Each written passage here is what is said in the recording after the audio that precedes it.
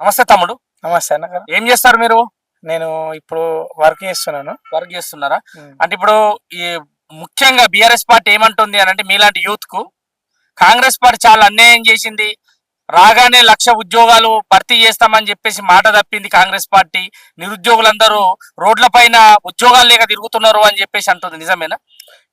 నిజమని కాదు కానీ ఆనాడు ఉన్న టీఆర్ఎస్ ప్రభుత్వం ఒక నోటిఫికేషన్ ఇచ్చి 3 సంవత్సరాలు పొడిగించింది. దానికి నోటిఫికేషన్ ఎలా ఇస్తుందో అలాగని కోర్టు కేసుల ద్వారా ఆ నోటిఫికేషన్ ఆపడం కానీ ఏదో ఒక లింక్ పెట్టి నిరుద్యోగులను తింపడం కానీ చేస్తూనే ఉండే. కానీ ఈనాడు ఉన్న కాంగ్రెస్ ప్రభుత్వం ఒక 1 year లో 50,000 ఉద్యోగాలు ఇచ్చి మరి వాళ్ళకు అప్రూవ్ గా జాబ్స్ ఇవ్వడం జరిగింది. వాళ్ళందరినీ ఆనాడు టీఆర్ఎస్ ప్రభుత్వం ఏం చేసిందంటే ఎవరికి జాబ్ వాళ్ళకి పిలిచిస్తుండే. కానీ ఇప్పుడు అలా కాకుండా అందరినీ ఒక దగ్గర కూర్చుకొని అందరికి జాబ్ నోటిఫికేషన్ ఎలా ఇచ్చారో వాళ్ళందరికీ ఒక దగ్గరనే వాళ్ళకు జాబ్ ఎలా ఇచ్చిందో కూడా వాళ్ళకి చూపించింది. ఇలా కాంగ్రెస్ ప్రభుత్వం ఇలాగనే ఉంటుందని చెప్పింది. కానీ ఆనాడు టీఆర్ఎస్ ప్రభుత్వం పట్టించుకోలేదు. అశోక్ ఎందరో నిరుద్యోగులు 5 సంవత్సరాలు 10 సంవత్సరాలు నిరుద్యోగులు ఉన్నా కానీ ఒక్కొక్కరికి ఏజ్ లిమిట్ ఇయ్యాక ఎందరో జీవితాలు నాశనం అయిపోయింది.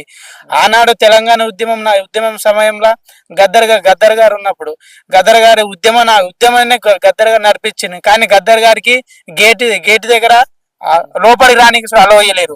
కానీ ఇప్పుడు గద్దర్ గారికి అవార్డు ఇవ్వడానికి కూడా బీజేపీ కానీ టీఆర్ఎస్ కానీ ముందుకు రావడం లేదు. ఆ ఉద్యమం నడిపిందంటే గద్దర్ లేకపోతే ఈ రోజు తెలంగాణ లేదు. తెలంగాణ ఉద్యమం లేదు. దప్పు లేదు. ఎవరు ఉద్యమ నాయకులు సాంగ్ పాడేది లేదు.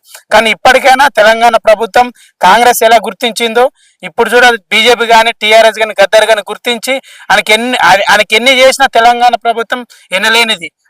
ఎన్ని చేసినా తక్కువని మన తెలంగాణ ప్రభుత్వం.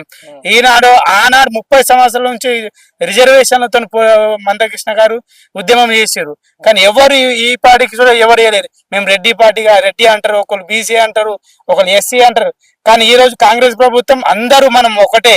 ఎస్సీ మాదిగా రెడ్డి వాళ్ళు కానీ బీసీ వాళ్ళు కానీ గొల్ల కానీ ఎవరు ఒక్కటి కాదు తక్కువ కాదనుకుంటా అందరికి న్యాయంగా ఒక 1 month ఇంటింటి సర్వే చేయించి అందరికి న్యాయం అయ్యే విధంగా వేసింది. ఈరోజు తెలంగాణలో ఉన్న కాంగ్రెస్ ప్రభుత్వము అసెంబ్లీలో ఆమోదం పొందింది. ఈ రోజు అందరు బీసీలు కానీ రెడ్డిలు కానీ ఎస్సీలు వాళ్ళు కానీ అన్ని కులాల వాళ్ళు ఎంతో సంతోషంగా ఆ రిజర్వేషన్ స్వీకరించారు.